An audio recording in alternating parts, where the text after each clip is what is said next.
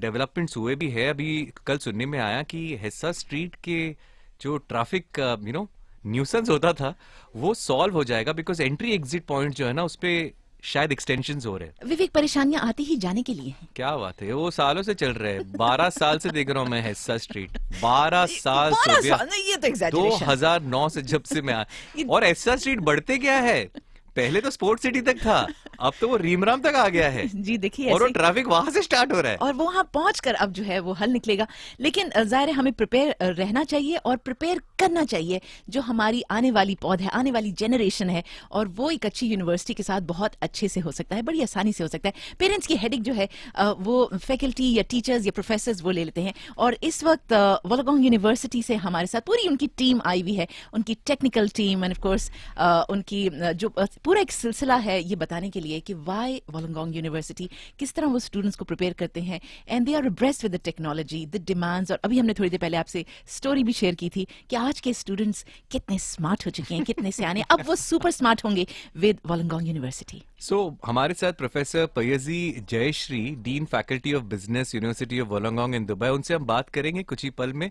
BBC minute भी आपको सुनाएंगे, एंड आपको अगर कुछ पूछना है तो आप हमें व्हाट्सएप कर सकते हैं। That's right. Numbers to reach us safely, of course, 05868610003. You can call us as well, of course.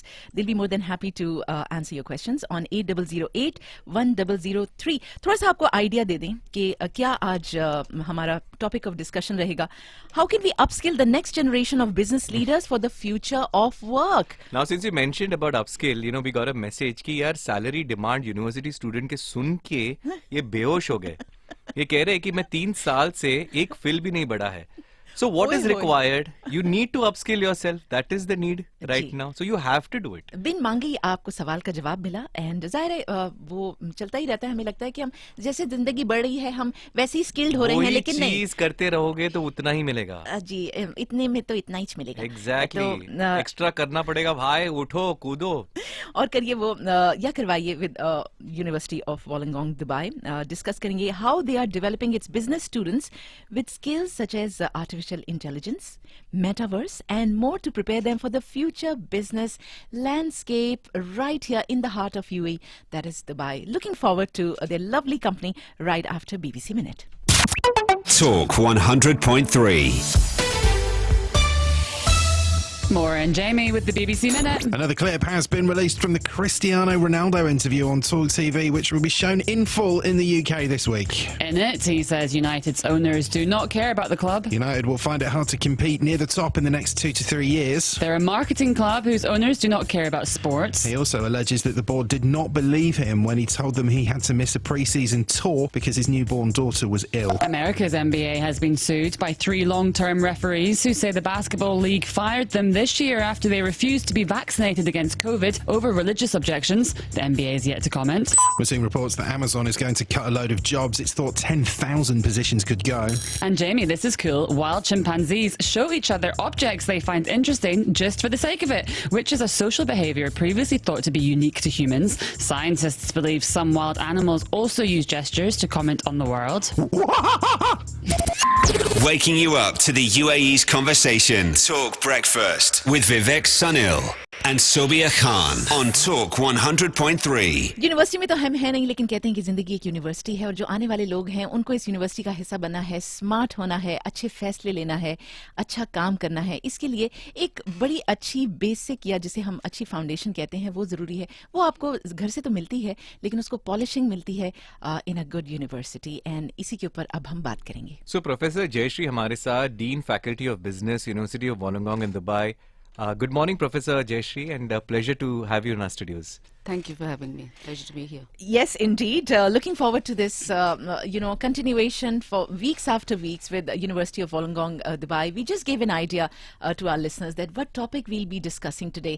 But first things first, Professor Jaya, why is a university degree in business program important in today's digitized world, which is transforming the future of work? That's a really significant question. As we all know, businesses are disrupted by technology in a big way, and the pace of change is really accelerated.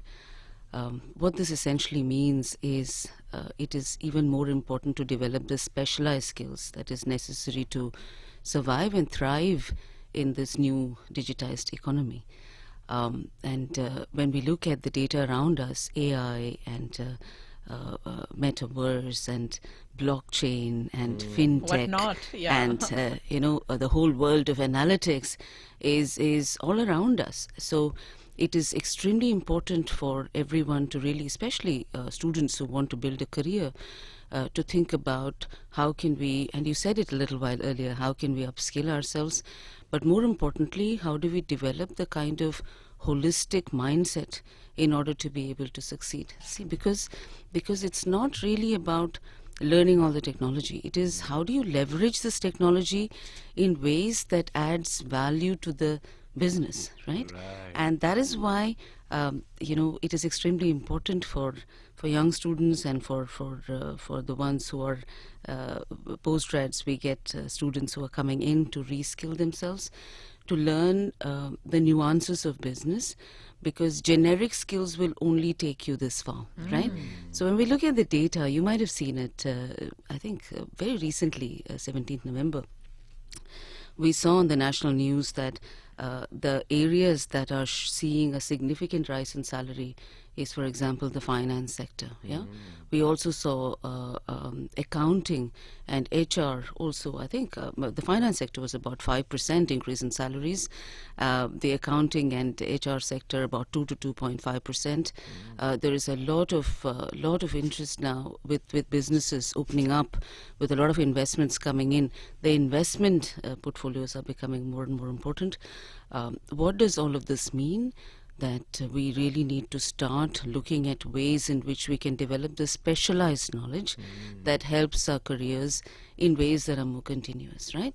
So I would think technology is the start. It is really how do you leverage that technology to create business value, and more importantly, how do you create the organizational architecture, right? How do you change the culture for this digitized era? How do you develop human capabilities for this digitized era, right? Wow. So the strategic alignment issues, the so-called benchmark leadership practices that is necessary to transform your organizations become even more important.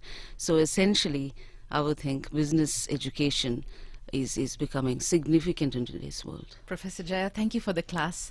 I just felt that I'm learning something, and very excited. I can imagine how students must be so looking forward to getting into the workforce with the right diploma, the right degree from the right university. Absolutely. So, talking about the business degrees, at undergraduate or postgraduate levels, they are evolving, right, to cope up with these disruptive changes in business context. Oh, absolutely. They have to, right? And we are increasingly looking at how do we really start reviewing our programs to see how do we prepare a new generation of business leaders. So, for example, when we look at marketing, it's really about digital marketing now. So there is a lot of emphasis on providing so-called opportunities for our students to develop, digital marketing skills, social media marketing. Content marketing. Yes, content marketing. In fact, it is becoming. I was recently reading, some data from LinkedIn Jobs on the Rise report, yeah? And you hit it on the head when you said that it is content marketing that's becoming so important. Now, that would require skills in digital marketing, in SEM, right? So, the other jobs that I saw on that report was I think it was business analytics, right? Again, data analytics for business. How do you develop the capabilities? Now, there is a lot of data out there, information as well as misinformation. You have to be wise enough to Absolutely. identify. Right? I mean, tell us about that. We are the one at the receiving end, because, our industry needs news, and you have to Exactly. swift what's Exactly. right and what's not. Yeah. Exactly. Right. So when we look at technology, a lot of the routine jobs can be automated, right? Which makes it even more significant to develop the kind of specialized skills, as we said earlier, right? So business analytics capability, we have both an undergraduate degree in business analytics and a master's degree in business analytics, which also comes with a SAS certification, which essentially is enabling students to understand how do we analyze for business value, the descriptive, prescriptive, and predictive analytics that is necessary for students to know, right, to leverage the kind of value. So it's not about data crunching, which can be automated. It's really about developing these unique capabilities. Finance, you might have seen that, the entire Web3 suite of technologies, the finance industry has been the, fastest adopters. Essentially means we are looking at introducing fintech, which is becoming a very, very important area for students to know and for their continued employability. HR, it's all about HR analytics now. So HR has evolved substantively to incorporate. And again, how do you attract and retain the right kind of talent, right? This is a big, big challenge that many organizations are now facing, particularly when people want flexible work, and more people are interested in having that kind of flexibility, which works wonderfully. I mean, you can have those anytime, anywhere models, but that also means it has implications for a new HR model as to how do you attract and retain the right But talent. there's always right? pros and cons. Oh, absolutely, absolutely. Supply chain industry, again, we are looking at the digitized supply chain analytics, the digitization of the supply chain industry, right? And across all the business programs, therefore, this intersections with technology is becoming increasingly important. But at the same time, I think universities are not only about skills and employability, it is also shifting the attitudes of Absolutely. individuals, right? Little while earlier we got a message where one of our listeners said that, it's been 3 years and he hasn't got an increment, not even a single fill, and students in this age studying in universities are expecting a salary of 18 to 20,000. Right. There was a survey that happened. Yes. So continuous upskilling is absolutely important. And what do you think the universities are doing so that, we get these opportunities? And are they doing anything? Again, a very, very significant question. Now, one of the things that we all realize now is that learning has become democratized, which is wonderful, right? Yeah. All you need is a mobile phone and you can access content which is free. I mean, go to a Coursera and you can get something that you Everything can, for right? free, And right. good content, right?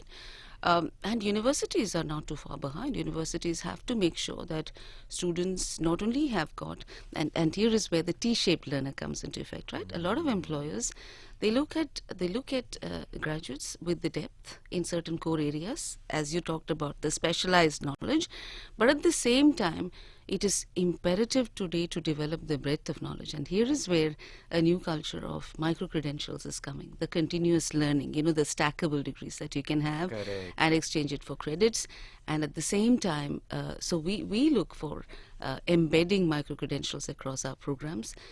Students also have the opportunities for leaning into minors. So supposing you're doing something in finance, for example, you would benefit substantively by doing a minor in business analytics. If you're doing something in marketing, you would definitely particularly your fields would benefit from doing a minor in media. Maybe you don't want to do an entire program, right? Fantastic. So those kind of opportunities, the minors, the concentrations in these specialized, evolving, emerging areas, which is in some way dynamic, it is continuously evolving. So you're getting the depth, but at the same time, students have the opportunity to start engaging with these, variant areas according to their interests. And that's also important for anybody, that one does not have to get overwhelmed with all of the changes that's happening. It's extremely important for students and for graduates to know what is it that they're passionate about and do that really well. But this is my question to you, Professor Jay, and your faculty. For students, it's all sorted. They can upskill themselves. They can go for further learning. But we are living in the world of change is the only thing constant, and rapid changes. So how does the faculty prepare themselves with these disruptive changes, the educators, how they keep themselves abreast with the technology and keeping a balance so they also know what is heading or they are heading for, and prepare the students likewise? An excellent question. Undoubtedly, we must be definitely, having the kind of intellectual acumen, the emotional acumen to take the graduates to the next level, right? So it is not only about programs that are continuously evolving. The academics have to start looking at areas that they're specializing in as to continuously upskilling themselves, right? So universities such as ours, the UOWD Faculty of Business is AACSB accredited, which is one of the, valued accreditations, and the way we get these, besides being accredited by the Ministry of Education, and one of the criteria for continued accreditation is to demonstrate evidence of practice impact and scholarly impact. So, for example, we cannot hire colleagues who do not have a PhD from one of the top institutions in the world. That itself. So, at the right stage of entry, we have got some of the best and the brightest in our teams. And at the same time, there is a lot of emphasis that is given on research impact. So continuously, how are you engaging? How are you, becoming a very dominant voice in the discourses surrounding these changes, these disruptive changes? So you're not only the recipient of change, you're creating new change, you're creating new knowledge, right? At the same time, we are a business school. Business schools cannot survive without active engagement with industry. So we have a model of co-opting with industry colleagues, and for example, in our MBA, where we get students with experience, right? It's fantastic to sit in an MBA class surrounded by 40 to 45 adults who are keen to learn, and we bring in our academic partner, our industry colleagues as partners to share the learning. So, and that really adds value. There is a lot of practical experience. Yes, right, because universities do not have all the answers, and industry colleagues have a lot of the answers as well. So the co-opting technique is fundamental to business schools, right? So I think that's where we really create value for the students. And at the same time, we also go for professional certifications for all our programs. So an HR program would come with a CIPD certification, which is what employers need, right? So that intersection with employers, our supply chain and logistics program comes with a SIPS accreditation. So accounting and finance programs. So there is a lot of emphasis that is given on practice, and academics are definitely, I think their currency is to remain up to date with what are some of the latest developments in the research. There's a lot of emphasis that's given, and that's what differentiates us, I think, as an institution, that we really value academics seriously and the academic standards. And it is one of the reasons I think we've been here for more than almost 30 years now. And Indeed, and you've been there for 15 years now. I have been there for Fantastic, almost very, 15 very years. impressive.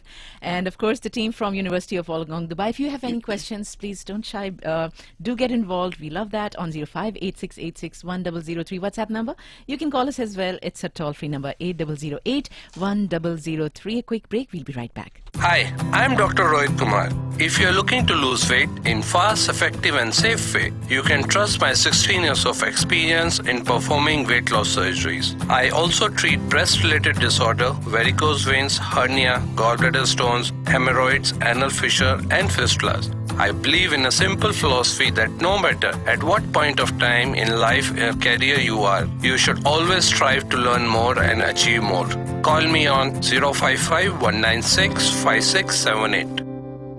The ICAI Dubai chapter, the largest overseas chapter of ICAI, will host its 40th annual International Conference 2022 in Dubai with the theme Connect to Impact, Lead, Innovate, Inspire on 27th November at Grand Hyatt Exhibition and Conference Centre, Al Ghurud from 8 a.m. to 4 p.m. Focused on sustainable development to enhance growth and create path-breaking impact. The best will gather under one roof to connect and learn innovation and talk of winning leadership approaches to inspire each other for a lasting impact. Supported by Saudi German Health, Pan Emirates, HEMC, Tally, IFCO, Lulu, WMS, Cloudsouk, ECAG, UHY James, Vested Finance, Crypto, Century Financial, Aktia, Kalich Times, Delhi Private School, Bank of Baroda. For sponsorship inquiries, email on secretary@icaidubai.org. Radio partner, Talk 100.3. Talk 100.3 Sport. In football, in the aftermath of Manchester United's thrilling 2-1 injury time victory at Fulham on Sunday, Erik ten Hag allowed himself to reflect on the developments at Old Trafford since he became manager in the summer. In excerpts of the interview released on Sunday, Ronaldo said he feels betrayed by the club, does not respect manager Ten Hag, and is being forced out. The interview will be shown on TV over 2 nights on Wednesday and Thursday. In a sense though, for Manchester United, there is no decision to make. After Ronaldo refused to go onto the pitch as a late substitute during the victory over Tottenham on 19th October, behind the scenes, United made it absolutely clear they backed Ten Hag to deal with the situation. He promptly stood Ronaldo down for the following weekend's game at Chelsea. In tennis, Switzerland won the Billie Jean King Cup for the first time when Olympic champion Belinda Bencic clinched their victory over Australia in Glasgow. The Swiss were beaten by Russia in last year's final and having also finished runners-up in 1998, finally won the annual women's team competition. Swiss number 2 Jill Teichmann beat Storm Sanders 6-3, 4-6, 6-3 to put them ahead in the best-of-3 tie. In form Bencic secured the triumph with a 6-2, 6-1 win over Aya Tomljanovic. In Formula 1, Max Verstappen said he had reasons why he refused team orders to give up his place to Red Bull teammate Sergio Perez in the Sao Paulo Grand Prix. The world champion said he was reacting to something that happened in the past. He refused to elaborate. Verstappen's refusal led to an icy atmosphere between the men, with Perez saying over the team radio, "It shows who he really is." Speaking to the media, the Mexican said the incident was disappointing. Perez had earlier allowed Verstappen to pass him at the start of a final 10-lap sprint to the flag following a late safety car period, so the world champion could try to gain further positions. Verstappen was told going into the last lap that if he did not pass Fernando Alonso's Alpine before the final corner, he should let Perez back pass before the flag. But he kept accelerating, crossing the line 0.4 seconds behind Alonso and 4 seconds ahead of Perez. His actions deprive Perez of 2 points as he seeks to beat Ferrari's Charles Leclerc to second place in the championship which Verstappen won 3 races ago. In cricket, in a significant trade, Kolkata Knight Riders have acquired India all-rounder Shardul Thakur from Delhi Capitals. The trade, which learned was finalized on Monday, is an all-cash deal but also involves Capitals getting uncapped Mumbai all-rounder Aman Khan, who Knight Riders had bought at last year's auction for 20 lakh Indian rupees. Thakur, who is currently in New Zealand as part of India's ODI squad, was bought by Capitals at 2022 IPL mega auction for 10.75 crore rupees. With Indian bowling all-rounders being a prized commodity, Thakur's former IPL team Chennai Super Kings, along with Gujarat Titan and Punjab Kings, too had attempted to buy him back, but Capitals did not retreat. And that's all from the Sports Desk on Talk 100.3. This is Talk 100.3. And we will go to penalties. And he's done it!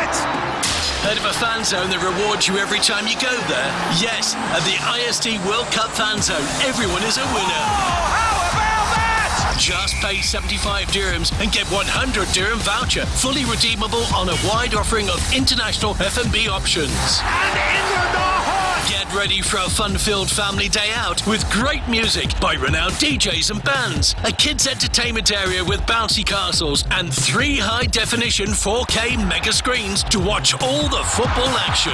Simply sensational, and it might be enough to take them through. Tickets can be purchased on istvanzone.com. Unbeatable atmosphere for an unmissable event at the heart of Dubai Sports City. Dennis Cheryshev, oh my word! That is quite something!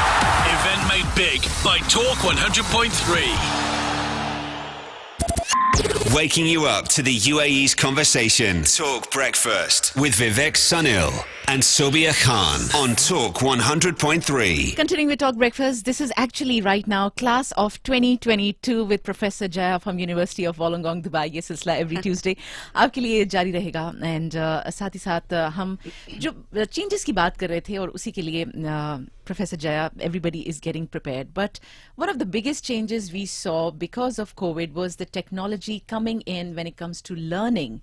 And tell us, where is this taking us, and what's in store, keeping or revolving around this technology, making the most of it? So definitely, I think technology has also come into our universities in a big way, and COVID, post-COVID accelerated that change, right? So right at the peak of COVID, I had a really one, some of the significant experiences that you have that creates a wow. It makes you think, right? So I was teaching this MBA class, and we had gone fully online. This was at the peak of the COVID, yeah? And I had this young mother joining in online, and her baby was, I think, 10 to 15 days old, right? And that really hits you, because you're seeing that here is a young, a woman who wants to do her MBA, who wants to build her career, but she does not have to step back and take a break she can through online Leave her baby technology. behind, yeah. Yeah, she does not have to do that, right? So she can make those kind of choices which is in alignment with her need for flexibility and her need for privacy. And that for me was a big moment, because we are trying to create environments where we can provide inclusive education, right? Everybody can access education. So I think online education in some ways did provide that opportunity for people who otherwise would have to essentially take a step back, right? Having said that, we as an institution, we have a model of hybrid learning, blended learning. Okay. And what that means is we are now trying to look at what are the combination of synchronous and asynchronous learning experiences that really enables deep learning. It's not just about online engagement, right? It is really about identifying what are the learning outcomes that you want to achieve, and how do you design learning experiences for students in the synchronous and asynchronous modes, right? And that's where I think it differentiates, because see, at the end of the day, what differentiates a sound graduate is determined by the quality of the academic conversations that happened in those online and offline spaces, right? Yes. So important. So we place a lot of emphasis on taking a very structured, methodical view, so that the students get the kind of learning experiences that enables them to ask the right questions, that enables them to develop the critical thinking, right? So I would probably not say fully online, because also when we are in the classroom in immersive modes, a lot of our programs, as I said, is embedded in industry. A lot of our assessments require students to actually go to industry and work on those live problems, or industry brings the live problems to us and our students work on it. So the kind of discussions that happen, the kind of experiential activities that happen in classroom, that also creates opportunities for students to learn from each other, peer-to-peer learning, which is so important. It's not only from the academic Group study, in the I classroom. remember. It's so important. Right. It's so people learn a lot from each other. So those kind of experiences are what we need to build in classrooms, and we place a lot of emphasis on creating the kind of student experiences and learning experiences that takes them to the next level of thinking, and, as I said, creating new knowledge and the criticality and the problem solving. So both, I would think, a blended learning, a hybrid mode, where there is a good sound combination of synchronous and asynchronous to achieve the learning outcomes. And Professor Jaya, if you remember, in our times there used to be some distant learning programs, and they were very limited subjects.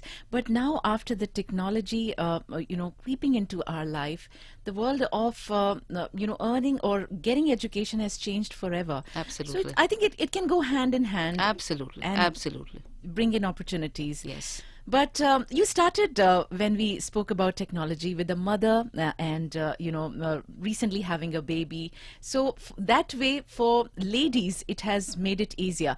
But then there is also gender equality, because why I'm asking you, we covered a story some time back that after a survey we learned that the female employees are demanding more salary after COVID, and that's what we saw. But coming back to the professional world, is there gender equality is a thing? Is there, in some places it has nothing to do with that? It's what your qualification is.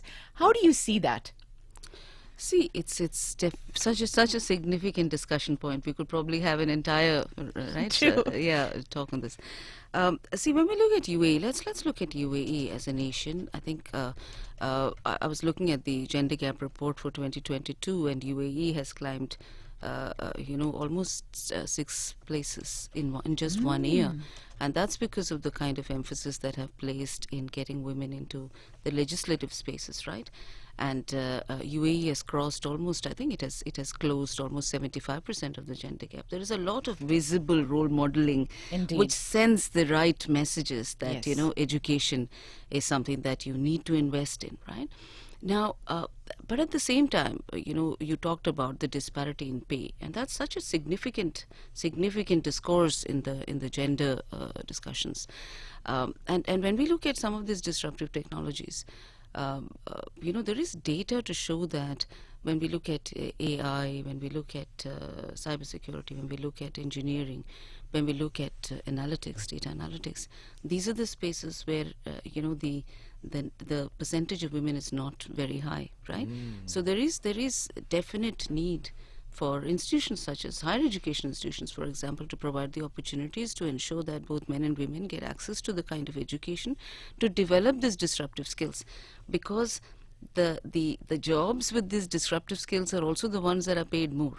So imagine if there is consistent disparity there, where there aren't too many women in these disruptive roles, over a period of time we are undoing all the efforts that we have been making to reach gender parity. Right, so there is a lot of I think it's extremely important for organizations to try and look at their workforce, to try and see whether you are enabling women to reskill themselves, whether there is emphasis placed on redeployment to roles that requires these skills, right?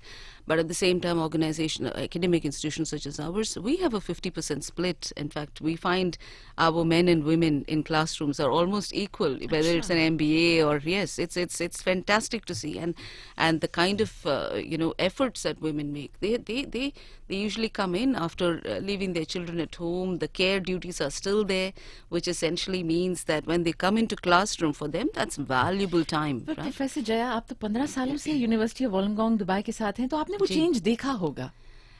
हाँ, जरूर. I mean, खासकर in the last decade हमने देखा है कि almost all classes में there is definitely, particularly post grad में हम जब देखते हैं तो, और हम evening में post grad, हमारे classes evening में होते हैं. And evening में I see men and women, they stay from 6 to 10. They are serious about their education, right?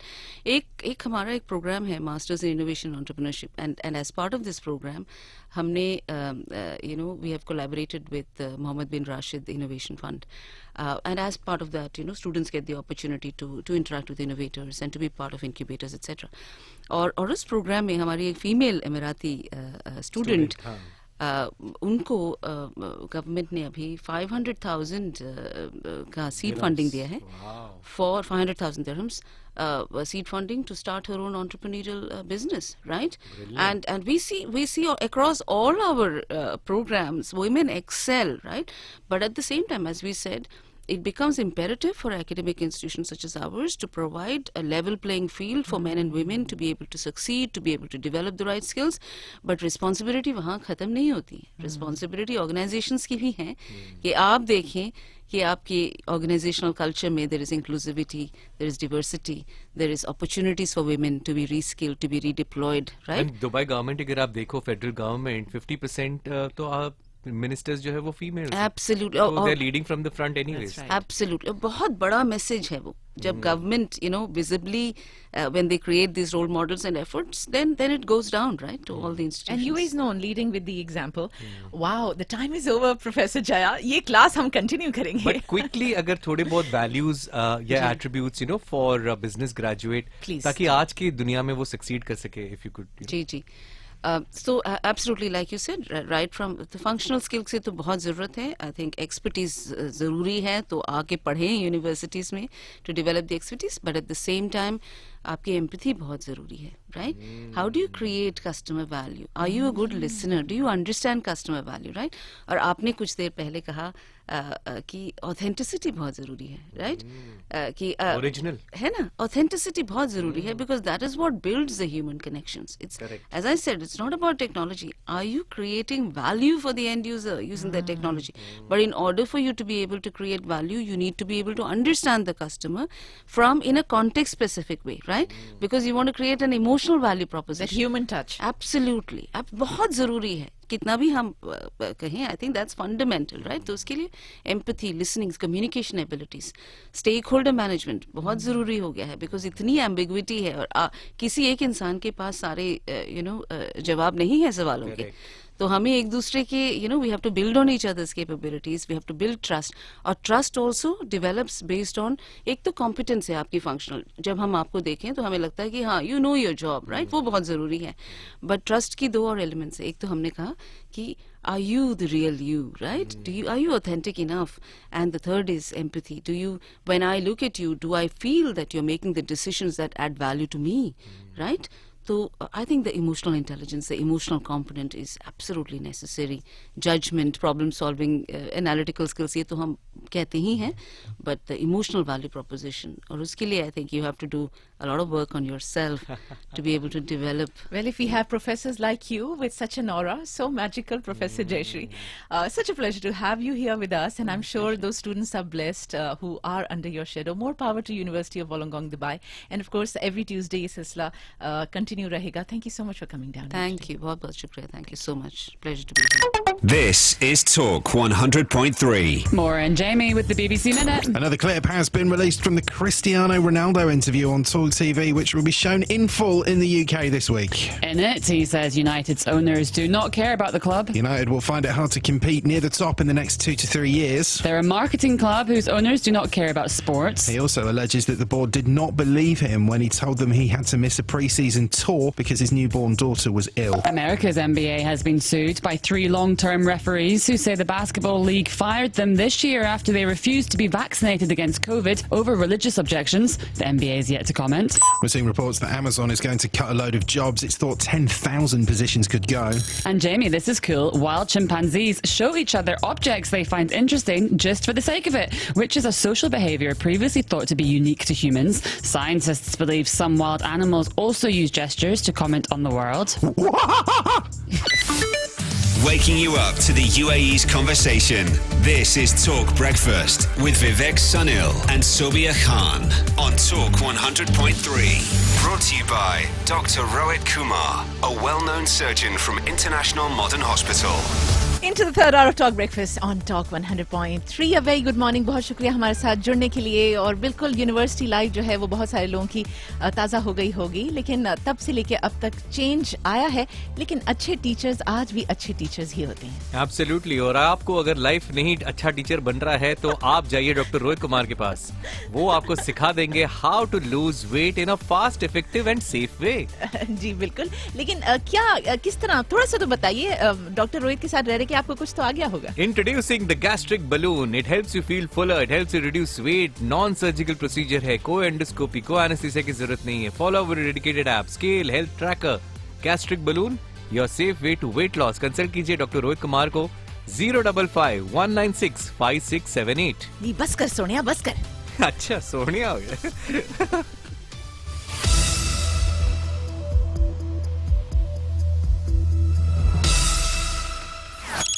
This is Talk Breakfast with Vivek Sunil and Sobia Khan on Talk 100.3. वो लोग जिनके ज़हन पे हमेशा ही सवाल रहता है कि कल से बस मैं जिम जाऊंगा, कल से बस सब शुरू हो जाएगा, सब कुछ रुक जाएगा, उनके लिए तो ये बहुत ज्यादा फिर ओवरवेलमिंग रहता है. हर वक्त वो खुद भी सोचते रहते हैं, लोग भी उनको मजबूर करते रहते हैं, और यहाँ हम भी उन्हें बताते रहते हैं कि बलून बलून को काटता है.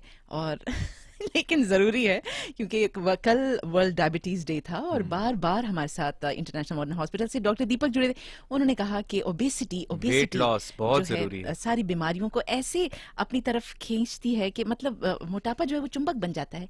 जो भी बीमारी साथ नजर आए उसको अपना लेते हैं. तो बहुत जरूरी है. 30 डेज का चैलेंज भी चल रहा है. मिनिमम 30 मिनट्स भी अगर आप करें, if you sweat, that's all about it for healthy life, long life, lovely life. You know sweat की बात की तो बहुत अच्छा 2 लाइन जो है ना, एक कहावत है, याद आ रहा है मुझे. अच्छा प्लीज प्लीज जो इरशाद. पानी से नहाते हैं ना वो लिबास बदलते हैं. जो पानी से नहाते हैं वो लिबास बदलते हैं, लेकिन जो पसीने से नहाते हैं वो इतिहास बदलते हैं. ठंडे ठंडे पानी से नहाना चाहिए. Crypto prices are mixed today as the industry still deals with the aftershocks of FTX going under. As of noon Eastern, Bitcoin traded around $16,400, barely moving from the prior 24 hours. Ether, meanwhile, rose by 0.5% to around $1,200, and Solana continued to trade down at $13.50. Citing data from CryptoQuant, Bloomberg reporting that the demise of FTX has sparked an increase in outflows across global exchanges, with users taking out a net $3.7 billion worth of Bitcoin and $2.5 billion of Ether last week. Speaking on a live Ask Me Anything session today on Twitter, Binance's CEO Changpeng Zhao said his exchange has only seen a slight uptick in withdrawals and is operating normally despite a drop in digital asset prices after FTX's sudden collapse. CZ added that this was in line with typical activity during periods of declines in crypto markets. Earlier today, Crypto.com CEO Chris Marszalek tried to downplay concerns of an FTX-like liquidity crunch, saying that his firm had a, quote, tremendously strong balance sheet. In another Ask Me Anything session on YouTube, the CEO said Crypto.com never engages in any irresponsible lending practices and never took any third-party risks. The comments come after the revelation on Sunday that his company mistakenly sent $400 million worth of Ether to another crypto exchange, Gate.io, last month. All right, let's talk about some of the top stories. First, Alameda Research, the trading firm founded by Sam Bankman-Fried, quietly used FTX's customer funds in a way that went unnoticed by investors, employees, and auditors. A source telling CNBC that Alameda was able to use billions of dollars from FTX users without their knowledge and leverage the exchange's native token as collateral. The source added that many employees and outside auditors had no idea FTX didn't have enough money to match its customers' withdrawals. 3 sources familiar with the company told CNBC that only a small group knew about the potential misuse of customer deposits. Meanwhile, some FTX users appear to be cashing out of the bankrupt crypto exchange through a Bahamas loophole. Analysis by blockchain analytics company Argus found unusual trading patterns that suggest, quote, desperate customers are relying on FTX users in the Bahamas to withdraw their money. Some have apparently been buying NFTs that seem to be owned by Bahamian FTX users at inflated prices. In fact, a digital collectible that traded for $9 3 weeks ago sold for $10 million. The CEO of Argus says this, quote, NFT activity is highly irregular at a macro level when the NFT market overall is declining, both in value and in volume, and in this specific case when there is limited trading on other FTX markets. Next, the new FTX CEO, John Ray, says the crypto exchange is removing trading and withdrawals, as well as taking other steps following a $477 million suspected hack. A statement tweeted by FTX's general counsel, Ryan Miller, says the bankrupt exchange is, quote, in the process of removing trading and withdrawal functionality and is moving as many digital assets as can be identified to a new cold wallet custodian. The announcement comes as FTX investigates what it calls unauthorized transactions that began within hours of the company filing for bankruptcy protection in the U.S. According to blockchain analytics firm Elliptic, the suspected hack was announced by an admin in FTX's Telegram channel and was followed by a tweet from Miller, who indicated that the wallet movements were not normal. Elliptic found that $663 million in different tokens were drained from FTX's crypto wallets. Of that figure, $477 million was believed to have been stolen in the suspected hack, while the rest was likely moved into secure storage by FTX. Last, the Binance CEO says his crypto exchange plans to launch a fund to help crypto projects facing a liquidity crisis as FTX's collapse reverberates throughout the industry.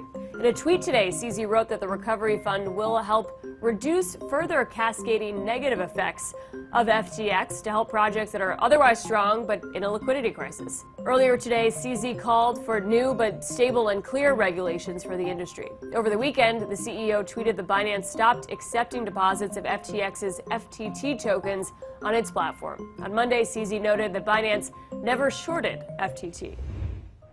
All right, on to our main story. Crypto World's Jordan Smith spoke with Aaron Kaplan, the founder and co-CEO of Prometheum, about how regulation of the crypto industry could evolve in the wake of FTX's collapse. Can you walk me through a little bit about what happened from the start of November when FTX was considered, the darling of the industry, SBF was considered the white knight of crypto? What led to this collapse that we saw last week? Overconfidence on all fronts led to the debacle that happened last week. Whether it's first people in the investment, political, or media wanting to anoint SBF as the next J.P. Morgan. J.P. Morgan established himself over the course of decades or almost generations. And what we want to do these days is for some reason to deify people. You can make money by taking advantage of the arbitrage between Bitcoin prices in different jurisdictions. That's different from being an operator who's experienced, who understands, the plethora of considerations that go into running a market for digital assets, that go to properly custodying and protecting your customer funds and assets.